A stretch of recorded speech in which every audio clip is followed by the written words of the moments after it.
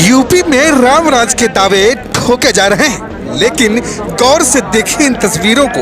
ये पुलिस भर्ती परीक्षा 2024 की पुलिस भर्ती परीक्षा के परीक्षार्थी हैं, जो पेपर लीक होने के बाद आंदोलन को मजबूर है। परीक्षार्थियों का हुजूम हाथों में पोस्टर लेकर विभिन्न सड़कों पर, बस स्टॉपों पर प्रदर्शन करते हुए नजर आ रहे हैं। ये मामला है कुंडा तहसील का, जहां पर परीक्षार्थियों का भीड़ उमड़ पड़ा है। ये जमकर यहाँ नारेबाजी हुई है।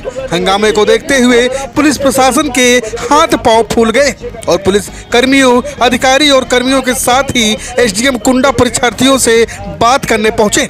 नारेबाजी कर परीक्षार्थियों ने एसडीएम को संबंधित ज्ञापन सौंपा है, जिससे आरोप लगाया है कि सालों बाद वैकेंसी आई है, परीक्षा के एक दिन पहले ही पेपर सोशल मीडिया पर लीक हो जाता है और इसकी मांग कर रहे हैं कि पेपर लीक मामले की पूरी जुडिशियल जांच हो, यह परीक्षा पुनः कराई जाए। वैसे तो योगी सरकार अपने आप को उत्तर प्रदेश में रामराज शासन का दावा करती है, लेकिन एक भी परीक्षा अभी तक सुचारू रूप से संपन्न नहीं करा पाई है। यूपी में पेपर लीक का मामला ये कोई नया नहीं है। पेपर लीक का मामला लगातार यूपी में सुर्खियां बटोर रहा है। सरकार के सारे दावे फेल नजर आ रहे हैं। प्रतापगढ़ के जिलाधिकारी इस पूरे मामले पर क्या कहना चाहते हैं, आइए जानते हैं। इस पे लगातार इस चीज को देख रहे हैं कि कहीं किसी तरह का कोई प्रयास तो नहीं किया जा रहा है, कोई नकल माफिया तो इन्वॉल्व नहीं हो रहा है कहीं। इसके अलावा एक प्रॉपर हम लोगों ने एसओपी तैयार किया गया है कि जो क्वेश्चन पेपर हमारे सेंटर पे खुलते हैं वो किस तरह से खुलेंगे, कहाँ किनके पास चाबियां होगी, तो सभी की जिम्मेदारी भी दी गई है और जिम्मेदारी बहुत ही स्पेसिफिक और इंडिविजुअल है।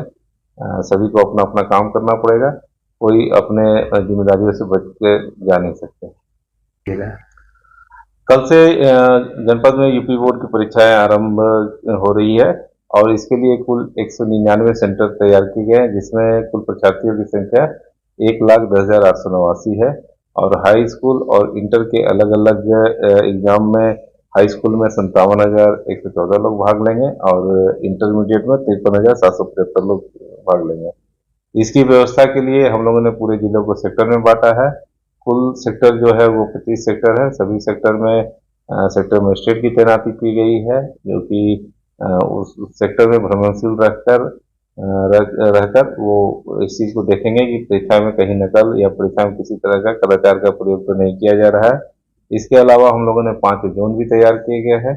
5 जोन में सभी जोन में जोनल मजिस्ट्रेट तैयार किए गए हैं, जो कि एसडीएम स्तर के अधिकारी होंगे और ये भी अपने क्षेत्रों में लगातार भ्रमणशील रहेंगे और इसका ध्यान रखेंगे कि परीक्षा में किसी तरह का गलत चीजों का प्रयोग न हो। और हर एक सेंटर पे हम लोगों ने स्टैटिक मजिस्ट्रेट दिया है और वहाँ पे एक एक्सटर्नल केंद्र व्यवस्थापक भी दिया है।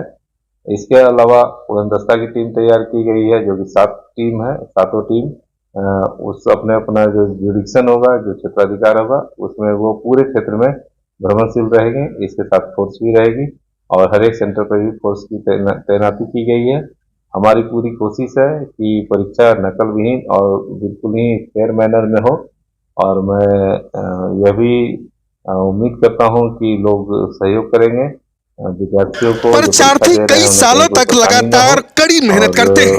उन्हें इंतजार होता है कि जल्दी ही सरकार, शासन प्रशासन परीक्षाओं को आयोजित कराकर उनके सपनों को साकार करेगी। लेकिन जब ये मामला यूपी में लगातार परीक्षा पेपर लीक का सामने आ रहा है, तो ऐसे में परीक्षार्थी सड़कों पर उतर आए।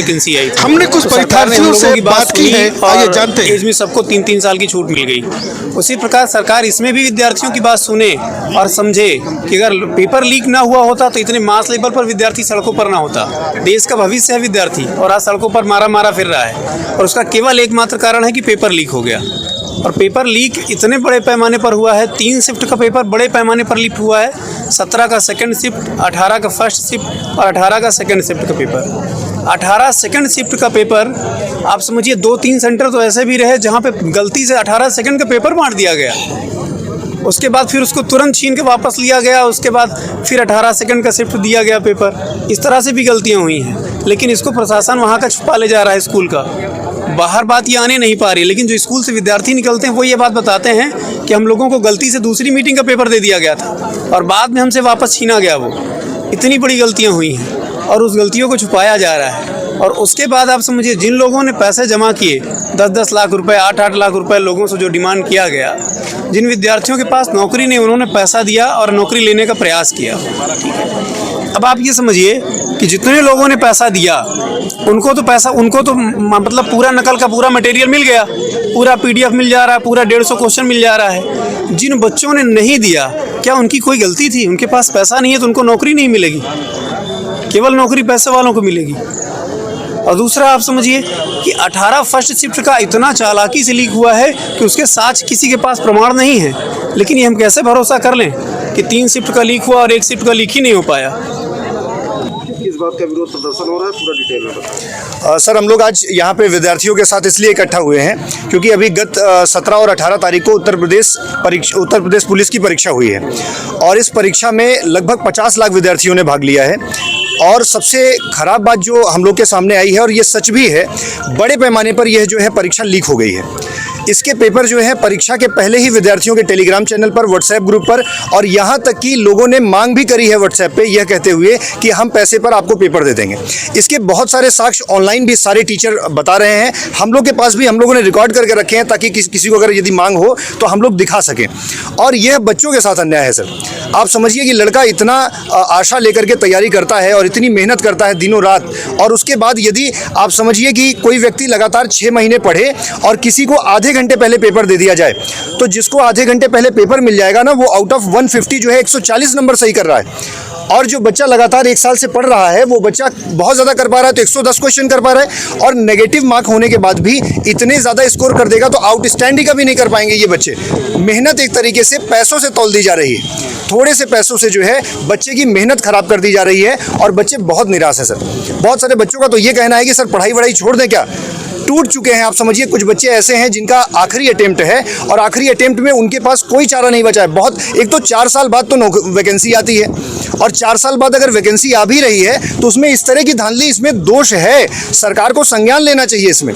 और इतने सारे साक्ष्य मिलने के बाद भी अगर सरकार संज्ञान नहीं ले रही है और लगातार ये आ रहा है कि लीक नहीं हुआ है, तो सर मिलिए, बात करिए। आप तो बात भी नहीं करना चाह रहे हैं। कुछ एक साक्ष्य बताइए सर। टेलीग्राम चैनल पे हमारे पास जो उपलब्ध है, आपको भी दिखा देंगे, वहाँ पे 1:24 पर लगभग जो है वो पूरा का पूरा पेपर आया हुआ है। और पेपर में, हाँ जी, 17 वाले या 18 तारीख को शाम वाला, तो वो तो स्पष्ट है। 18 को सुबह का भी लीक हुआ है, 17 का भी सुबह का लीक हुआ है, बट उतने प्रमाण नहीं है। लेकिन 18 का शाम वाला तो विस्तृत पैमाने पे लीक हुआ है। और सर आपको ध्यान देना चाहिए, एक एक प्रश्न मिल रहा है।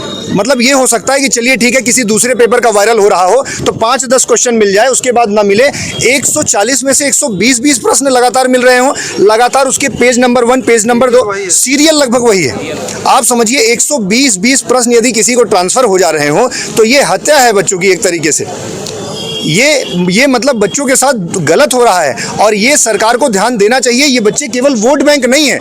आप इस एनर्जी को देखिए एक बार जरा सा। ये सुबह से निकलते हैं, 12 घंटे पढ़ाई में देते हैं सर, और 12 घंटे जब ये पढ़ाई में देते हैं तो इसलिए तो बिल्कुल नहीं कि कल पेपर लीक हो जाएगा और हम इसे सड़क पे, मतलब एक बार तैयारी करिए, उसके बाद सड़क पर जो है इकट्ठा होकर के अपने अधिकार की मांग करिए। हम लोग अपने अधिकार की मांग करने आए हैं। हम चाहते हैं कि न्याय हो। हम कोई चुनौती सरकार को नहीं दे रहे, लेकिन हम सरकार से ये मांग कर रहे हैं कि आप लोग उच्च पदों पे हैं, आप ही इस देश को, इस राज्य को चला रहे हैं, आप कम से कम बच्चों के इस संज्ञान को, इस बात को संज्ञान में लीजिए, और जो सर्वथा उचित हो, अगर कहीं पर भी लीक हुआ है आप उसे देशद्रोह में ले जाइए।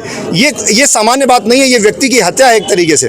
और ये मानिए कि आप इसे रद्द करिए, आप इसका री एग्जाम करवाइए, लेकिन ये सब चीज़ प्रोसेस में जल्दी करवाइए। ये कहना बहुत गलत है कि कमेटी गठित हो जा रही है, 6 महीने बाद रिपोर्ट आएगी, 6 महीने बाद बच्चा भूल जाएगा, दूसरी परीक्षा में लग जाएगा। ऐसे बहुत सारी बार हुआ है। अभी आरओ का परीक्षा अब कुछ दिन पहले हुआ था, वो भी लीक हुआ है। लगातार बच्चे जो है आयोग पर, लोक सेवा आयोग पर धरना दे रहे हैं। एक परीक्षा नहीं है सर, इसके पहले सीटेट भी लीक हुई थी, लेकिन चूंकि वह एक क्वालिफाइंग एग्जाम था तो लोगों ने सोचा कि चलो ठीक है, इस पर इतनी बात ना की जाए। ये तो इसी के बाद नौकरी मिलने वाली परीक्षा है। आप इन बच्चों के चेहरों को देखिए, जिन्होंने मेहनत करके दिया है ना, वो इतने उदास हैं। जबरदस्ती इनसे कह करके, वो बच्ची खड़ी हुई है, उन्होंने मुझे फ़ोन करा, वो उसका लास्ट अटेम्प्ट है, इसका है लास्ट वो आप समझिए कि ये बच्चे कितनी मेहनत करते हैं। ज्योति पटेल। हाँ? ज्योति पटेल। क्या आप लास्ट अटेम्प्ट? Yes sir. तो आपको कैसे जानकारी हुई कि पेपर सर मुझे 8:14 पे वो 18 तारीख वाला दूसरी मीटिंग वाला पेपर मुझे मिला टेलीग्राम पे।